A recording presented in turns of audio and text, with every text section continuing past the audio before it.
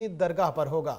जी हां, आपको बता रहे हैं कि पाकिस्तान तहरीक इंसाफ सिंध की जानिब से 3 रोज़ा दिफाए पाकिस्तान मार्च इस वक्त जारी है। और आपको बताएं कि कराची से चलने वाली अवामी एक्सप्रेस रवा है। ट्रेन में हलीम आदिल शेख समेत PTI के दीगर रहनुमा भी हैं और खिलाड़ियों की बड़ी तादाद इसमें मौजूद है। जबकि आपको बताएं कि मार्च का इख्तिताम 12 मार्च को लाल शहबाज कलंदर की दरगाह पर होगा। आपको बता रहे हैं कि ये मार्च किया जा रहा है PTI सिंध की जानिब से। 3 रोज़ा ये मार्च है दिफाए पाकिस्तान के हक में। ये मार्च जारी है। कराची से चलने वाली अवामी एक्सप्रेस रवा है।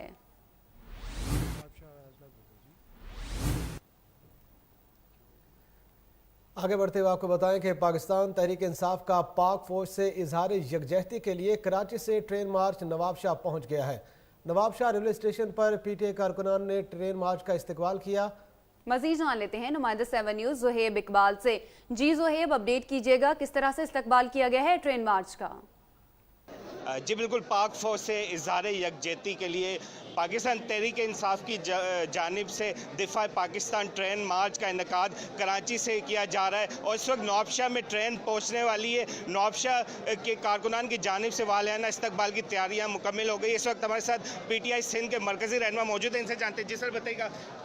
अस्सलाम वालेकुम सर, हम ये दिफा ट्रेन रैली जो कि पाकिस्तान अफवाज और वज़ीर आज़म इमरान खान के हक़ में और मोदी के ख़िलाफ़ ये ट्रेन रैली जारी है हमारी, जो कि हमारी ट्रेन अभी पहुंचने वाली है नवाबशाह में। हम ये मैसेज देना चाहते हैं कि हम अमन परस्त लोग हैं, हमारा वज़ीर आज़म अमन परस्त लोग हैं और वो जो है वो पाकिस्तानी अवाम को नया पाकिस्तान दिखाना चाहते हैं। इसीलिए हम कोई भी जंग की बात नहीं कर रहे। ये मोदी अपने इलेक्शन के लिए, कैंपेन के लिए सिर्फ जंग की बातें करें जिनकी हम मजम्मत करते हैं। जी बिल्कुल, आपने जाना यहाँ पर ये पाकिस्तान तहरीक इंसाफ नवाबशाह के हज़ारों कारकुनान यहाँ पर जमा है और वो इस ट्रेन मार्च के इस्तकबाल के लिए बेताब है। मैं आपको बताता चलूँ कि PTI की जानिब से बहुत शुक्रिया ज़ुहेब इकबाल, आप तफसीलात से आगाह कर रहे थे। तो अब आपको